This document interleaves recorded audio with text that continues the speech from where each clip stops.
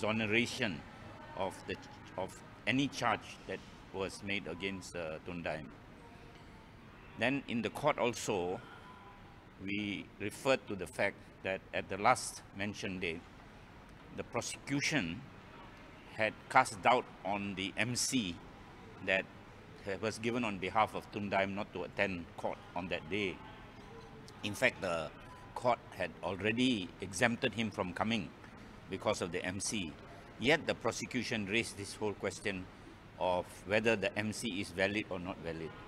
So we also raised this question to say that this kind of conduct by the prosecution is inappropriate, and it gives rise to concerns that why are they raising this when he's exempted, and questioning his non-attendance. They were suggesting, in other words, that it was possible that Tun Daim did not want to attend and he was, doing a sham MC or getting an MC just to avoid coming to court. But the court had already exempted him from coming. So today we raised the fact that this kind of allegations made by the prosecution are inappropriate, should not have been made, and that we hope that the prosecution will proceed properly with regard to have proper ethical conduct when conducting the case like this.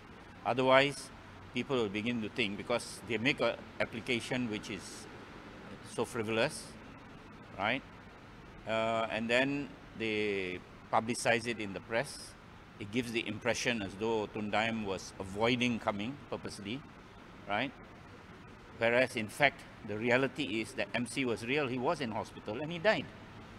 So that we hope that this realization by the prosecution that they should not raise this kind of allegations, and the death of Tun Daim shows very clearly that it was a real MC. It was not an MC that was contrived, that was not in accordance with the form, and so on and so forth. So that's all we have to say. Any questions? Just to clarify, January 15th is for what? For the KL Sessions Court? Sorry? So January 15th. Oh, January, yes. So now they have charged the Tun Daim and also his wife, Topuan Naima, under charges or potential charges under the Anti-Money Laundering Act as well as the Malaysian Anti-Corruption Act. So we have raised certain provisions in those acts as being unconstitutional, and we want this court to refer this matter to the High Court, which can then refer the matter to the Federal Court as to the constitutionality of some of these provisions. For example, one of the provisions says that even before the case starts, the accused person must give his defense, a statement of his defense, must even furnish the evidence he wishes to rely upon, even before the case starts.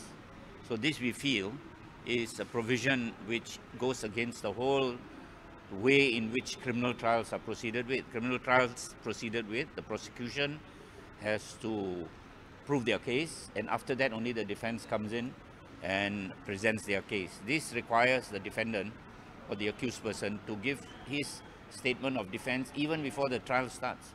And not only give his statement, he must also furnish the evidence in support of that.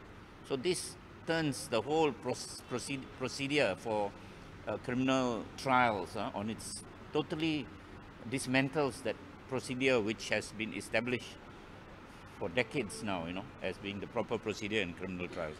So we have filed an application under Section 30 of the Court of Judicature Act to have these questions, these provisions tested as to their constitutionality. Are they constitutional or not?